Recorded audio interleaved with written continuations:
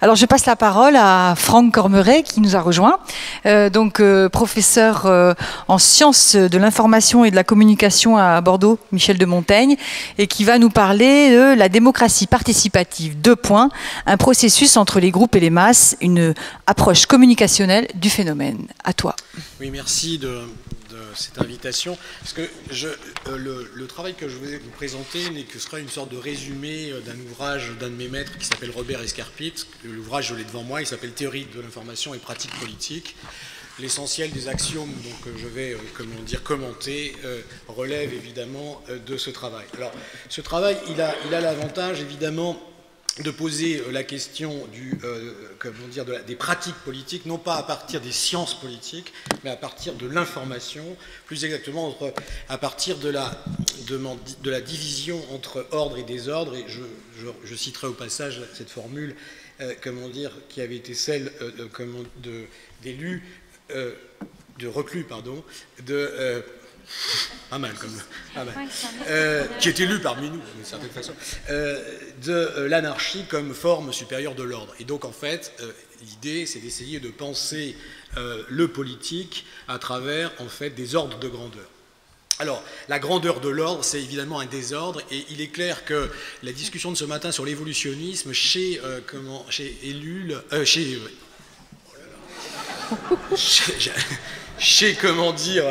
Reclus, la question de la transformation au début de Ruisseau nous renvoie à la métamorphose, disons, à l'évolution des stades d'organisation de la matière. Alors, l'idée d'aborder cette question en politiste, non pas en politisme mais en sciences de l'information, ça nous permet d'essayer de répondre à des questions. La démocratie directe est-elle possible? Est-ce une illusion? Comment s'en rapprocher? De quelle manière? Disons, pour faire court, entre d'un côté Rousseau et de l'autre côté ce personnage important qui s'appelle Montesquieu, disons, il s'agit de réintroduire quelques principes fondamentaux pour essayer de répondre à cette question et qui sont déterminantes par rapport à celle plus générale qui nous occupe, qui est voter, est-ce se soumettre. Alors, je voudrais commencer par citer Escarpit, qui, à un certain moment, nous fait rentrer dans le problème, parce que voilà ce qu'il dit. Il dit, dès le début du mouvement ouvrier, la pensée d'hommes comme Bakounine ou Élisée Reclus est dominée non seulement par l'anti-étatisme, mais par le refus de l'autorité et de tous les appareils, et je reviendrai tout à l'heure sur une définition de l'appareil, qu'ils soient d'État ou de parti. Et donc, en fait, l'idée, on va voir tout à l'heure que la relation de l'information se pense avec la notion d'appareil. Et plus exactement avec les technologies qui sont des appareils qui permettent évidemment de construire des opinions et de construire des voix VOIX à partir de voix VOIE, mais j'y reviendrai. Donc, deuxième point important dans la continuité de cette citation, cette récupération de la revendication libertaire et pluraliste n'est pas chose nouvelle. J'insiste sur la pluralité. Évidemment, on pourrait y voir cette fois-ci une sorte d'hommage à la pluralité des mondes et du monde chez Reclus, ça a été dit, mais aussi chez Fontenelle. C'est-à-dire, en fait, l'hypothèse pluraliste qui alimente évidemment la démocratie. Elle s'est généralisée, cette revendication donc libertaire et pluraliste n'est pas une chose nouvelle, elle s'est généralisée après 68. Voilà, la question de l'autogestion et du PSU, ça a été évoqué, l'autogestion pas du PSU a été évoquée, par des collègues. Alors, maintenant, dans la phrase qui suit, elle est un peu mystérieuse, et c'est cette phrase que je vais essayer d'éclairer. Voilà la phrase. Dans le monde hyperdimensionnel, où les identités cherchent à s'affirmer à travers la résurgence des systèmes de petite dimension et le foisonnement des ensembles-groupes, un certain anarchisme, plus verbal que réel, mais parfois redoutable dans ses effets, est une réponse spontanée que l'individu oppose à la loi anachronique des appareils. Donc il me semble que là, on pose deux choses. Des premières définitions, ça a été cité ce matin par un collègue qui fort justement nous disait il y a une illusion du poste aujourd'hui et il faut remplacer le poste par l'hyper. Et en particulier, le poste industriel, nous sommes dans un régime hyper-industriel, il n'y a jamais eu autant d'ouvriers dans le monde, évidemment, dans une cartographie mondiale totalement différente de celle que nous avons connue au XIXe siècle. Donc la question industrielle est une question fondamentale qu'on ne peut pas oublier parce que c'est la question en fait de la fabrication des appareils. fabrication des appareils qui vont renvoyer à l'information sur laquelle je dirai quelque chose tout à l'heure. Alors, il y a un premier axiome qu'on pourrait essayer, disons, d'énoncer à travers, disons, un résumé de la position d'Escarpite. C'est la chose suivante. Le grand chasse le petit. Donc, le grand chasse le petit. Je reviendrai tout à l'heure sur, disons, cette loi de la nature, le grand chasse le petit. Mais l'hyper-grand ramène le petit. Alors l'hyper-grand, évidemment, c'est l'hyper-industriel et c'est aussi le monde des hypermédias, c'est le monde des technologies communicationnelles dont je vais essayer de vous dire deux mots. C'est-à-dire qu'aujourd'hui, la position qui serait la mienne, après celle d'Escarpite, c'est de dire que, visiblement, si on veut rentrer dans le XXIe siècle sans les technologies de la communication, qui sont en fait des technologies, disons, de la production de l'échange verbal, eh bien, il est clair que les voix eh bien, comment dire, sont impénétrables, on va dire ça comme ça. Bon. Alors, cette hyperdimension, comment l'aborder? À grands traits, on peut l'aborder à travers quelques postures très simplement rappelées, c'est-à-dire la loi, en fait, de la cybernétique, c'est-à-dire en fait la loi, disons plus exactement, de la thermodynamique, la loi de l'entropie et de la négantropie. Si on veut penser l'information, l'échange entre les gens, évidemment, on est obligé de revenir à une définition très simple de l'entropie et la négantropie. Alors, on peut dire ça très simplement, c'est quoi? C'est qu'un système ordonné, en fait, il a une tendance normale à la désorganisation. On peut dire d'une certaine façon que le problème politique, c'est de réorganiser le désordre. Hein, voilà. Donc, d'ailleurs, même une phrase assez connue sur l'ordre et la définition du pouvoir. Donc, première chose, la négantropie, le système informationnel, tout système stable a tendance à se désorganiser, donc il faut réintroduire de la négantropie. Une façon de réintroduire de la négantropie, la loi est un outil, évidemment, hein, c'est un outil juridique, la Constitution d'ailleurs, on en a parlé tout à l'heure, une collègue en a parlé, hein, c'est avancé évidemment du réglage des appareils qui vont permettre d'organiser ce qu'on va appeler, disons, les échanges verbaux. Alors, deuxième point, toute information n'est jamais indépendante d'un réseau. C'est-à-dire qu'il n'y a jamais, d'un côté, une information pure, une information est toujours, disons, prise dans un système de membrane assez complexe. Système, on pourrait dire, alors, en termes politiques, un emboîtement depuis la petite dimension, c'est-à-dire en fait la commune, même la rue, jusqu'à la grande dimension, hein, qui serait la Société des Nations, enfin, dans la définition kantienne, mais aussi bon, les grandes organisations internationales. Alors, troisième point qu'il faut dissocier, c'est la notion, en fait, de la différence entre un système et un appareil. Vous allez voir, je donne quelques définitions, mais c'est important, puisqu'en fait, il faut définir de quoi on parle, autrement on ne sait pas très vite de quoi on parle quand on parle de politique. Alors, un système, c'est un ensemble de termes définis par des relations qu'ils entretiennent entre eux. Donc, grosso modo, un système politique, c'est un ensemble de relations, en fait, qui sont réglées par des, des appareils. Alors, des appareils, on peut avoir une extension large. L'appareil judiciaire, par exemple, l'appareil policier, etc., qui sont en fait les structures à partir desquelles vont se coordonner les relations. Alors, une fois qu'on a dit ça, l'idée, elle est assez importante, c'est une avancée d'Escarpite, je crois, c'est que ça nous permet maintenant, qu'on a une première vision de ce que c'est que l'information, comment ça circule. Il nous dit, pour évaluer ces relations dans un système, il y a trois façons de les évaluer. Et dans évaluer, évidemment, il y a valeur. Et alors, il nous propose trois choses pour évaluer, et on peut dire d'une certaine façon que l'ordre des finalités, c'est l'ordre des valeurs. Grosso modo, l'ordre des valeurs du politique, c'est la justice, la liberté, l'égalité, la fraternité, etc.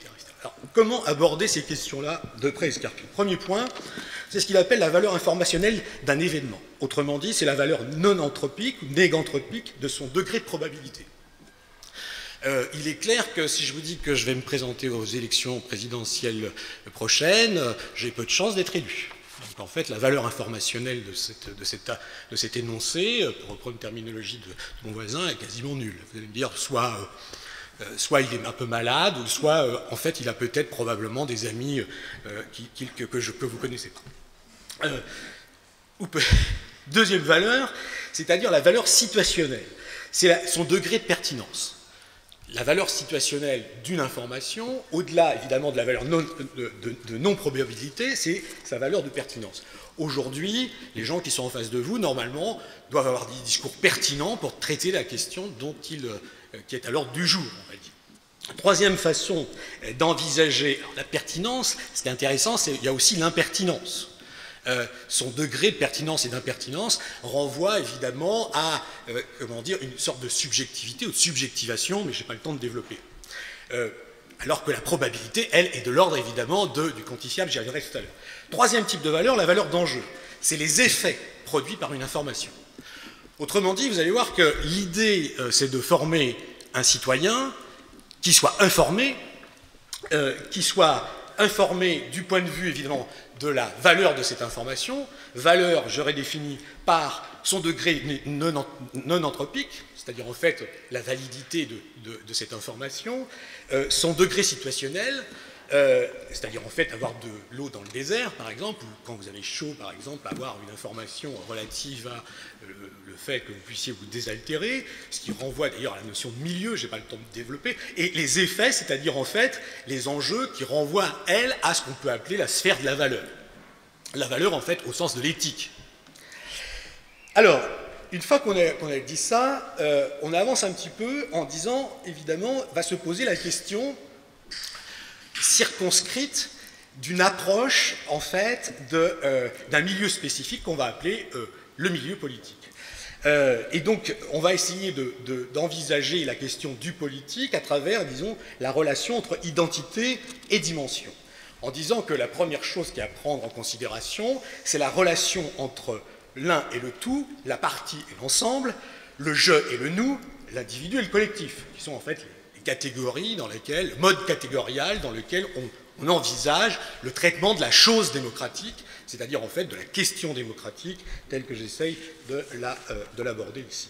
Alors, l'idée de cette identité en relation avec la dimension, et là, la thèse d'Escarpit me semble tout à fait pertinente et démontre ô combien l'information et la communication aujourd'hui sont très importantes, canalisées par, évidemment, une idéologie publicitaire, ça a été rappelé par un collègue ce matin, qui nous empêcherait de penser la réalité du système productif. Ça, c'est la communication publicitaire, alors même qu'il y a des enjeux en termes de communication et de diffusion de l'information qui sont fondamentaux.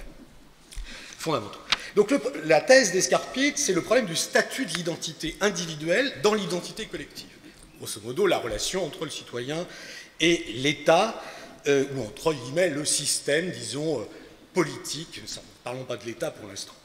Et il dit le problème du statut de l'identité individuelle dans l'identité collective, qui est en fait celui de la démocratie représentative, doit être posé, et ça c'est très important, non seulement en fonction du facteur structurel, je vais y revenir tout à l'heure, mais en fonction de son facteur dimensionnel. Donc il y a deux enjeux fondamentaux, la structure, il y a des structuralistes dans la salle, mais aussi la dimension. La dimension, le petit, le grand et l'hyper-grand. Et aujourd'hui, évidemment, la crise dans laquelle nous sommes, c'est le passage, je dirais tout à l'heure, du grand qui a été dans sa forme politique organisée par les États-nations, à l'hyper-grand, qui est en fait la globalisation, la mondialisation. Alors, ce facteur dimensionnel nous permet évidemment d'analyser la relation entre le je et le nous, l'individu et le citoyen, comment? À partir de ce que Escarpit, je continue toujours, décidément ce livre est 3 minutes, donc je vous aurais peut-être donné envie de lire ce livre, ça sera, disons, l'objectif de mon travail. Donc l'idée, c'est de dire que l'objectif, c'est d'envisager la relation entre l'individu et le collectif comme à partir d'une situation de groupe qu'on va analyser de manière interne et externe. Et voilà ce que dit Escarpit, c'est le degré d'interconnexion dans le groupe qui est constitutif du système. Nous avons là une loi générale de fonctionnement du système. Et effectivement, à l'intérieur de ce système, ce qui va compter, si vous voulez, c'est la productivité informationnelle qui va être échangée entre les membres du système. Productivité informationnelle qui va comprendre une certaine complexité, une certaine redondance et, disons, des interconnexions entre les éléments du système. Alors pour aller vite en 3 minutes, ce qui est intéressant, c'est qu'il y a un traitement quantitatif des échanges possibles dans un système, et j'en arrive en fait à la notion de voix VOIE et voix VOIX, c'est-à-dire en fait la voix du peuple, hein, la cause commune, et comment d'une certaine manière il y a une relation entre la voix VOIE et voix VOIX. Alors il y a un calcul très simple, c'est-à-dire que quand on est 2 personnes, situation conversationnelle de base, il n'y a qu'une seule voix. Si vous êtes 12 personnes, il y a 9 864 101 voix. Ce qui veut dire évidemment que la possibilité de l'échange est totalement démultipliée, c'est-à-dire que vous allez construire évidemment du bruit, et qu'à partir de ça, eh bien, il va falloir réintroduire des principes d'ordonnancement, des principes de compréhension, on peut dire des principes herméneutiques, alors le sens commun, des valeurs qui vont être en fait l'habitus, l'éthos, etc., c'est-à-dire ce qu'on va appeler la culture. La culture, en fait, va, d'une certaine manière, nous permettre de nous repérer dans ces voies-là, si j'ose dire. Alors, les avantages de l'interconnexion, évidemment, c'est que plus il y a un nombre important d'interconnexions, eh bien, plus on peut dire qu'il y a une richesse communicationnelle, mais en même temps, paradoxalement, cette richesse communicationnelle, elle décroît au bout d'un certain nombre d'extensions de relations. Donc là, on est au cœur, en fait, du processus décisionnel. C'est-à-dire qu'à partir du moment où on est dans une situation complexe en termes de voies d'information, eh bien, on va devoir s'organiser, et la question centrale, ça va être la question de l'organisation. Alors, à mesure qu'augmente le nombre des membres d'un groupe entièrement interconnecté, le nombre de voies possibles entre 2 membres donnés du groupe s'accroît, mais le nombre de trajets qui sont en fait des impasses s'accroît aussi parce que le nombre d'intermédiaires est supérieur à 10. Donc là, qu'est-ce qui se passe? On arrive sur le problème de la délégation, sur le problème évidemment de la représentation, puisqu'en fait, on ne peut pas avoir un point de vue de l'ensemble, un point de vue de tous les ensembles, si j'ose dire, puisqu'en fait, tout ensemble est fermé, sauf si on se situe dans une perspective théologique. Enfin, toute théorie des ensembles suppose une incomplétude, excusez-moi, sauf si on se situe dans une perspective théologique. Alors, pour terminer dans la minute qui me reste, l'idée c'est de dire que allez, je te concède une minute supplémentaire. Alors, bon, une information de base. Le groupe dans lequel la communication pourrait marcher de manière assez, disons, fluide, 12 au maximum.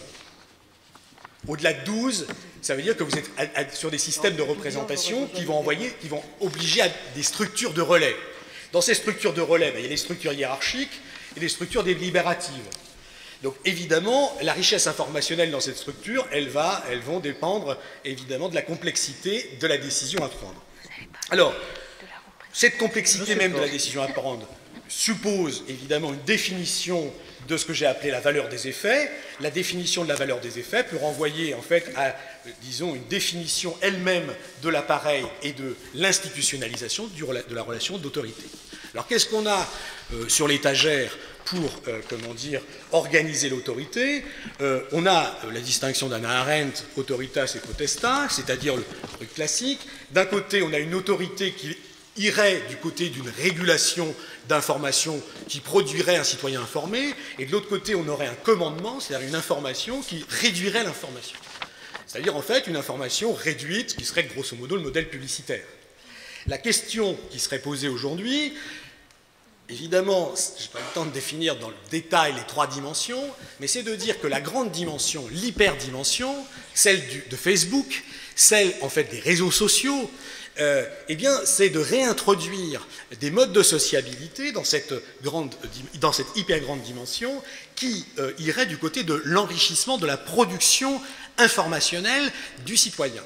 Ça, c'est la première remarque qu'on pourrait faire. Alors, le problème, c'est que ce problème, je terminerai là-dessus parce que ça permet de rentrer dans le XXIe siècle. Ce problème, c'est le problème que vous rencontrez tous. C'est-à-dire le problème d'un mode de connectivité qui échappe en fait au mode de régulation étatique. C'est-à-dire que dans votre vie quotidienne, je dirais même infra-quotidienne, vous êtes en relation permanente avec une hyperdimension, et que cette hyperdimension, en fait, elle échappe à la puissance juridictionnelle ou politique, si vous voulez, pour faire très court, du système informationnel. Et là, nous avons l'origine de la crise. Et si on ne pense pas les appareils, je termine là-dessus, mais si on ne pense pas les appareils de l'hyperdimension, eh bien ça veut dire qu'on continuera à rater des modes d'organisation de sociabilité supérieure. Merci.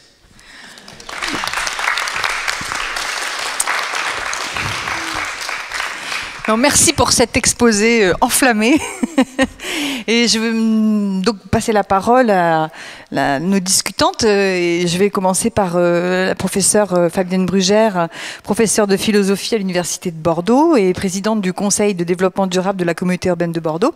Également chercheur à l'UMR Hadès et puis qui, je vous le signale, a eu le coup de cœur des Reclusiennes. Ah oui, mais je l'annonce quand même. Allez, à vous Fabienne. Je pense qu'on va plutôt...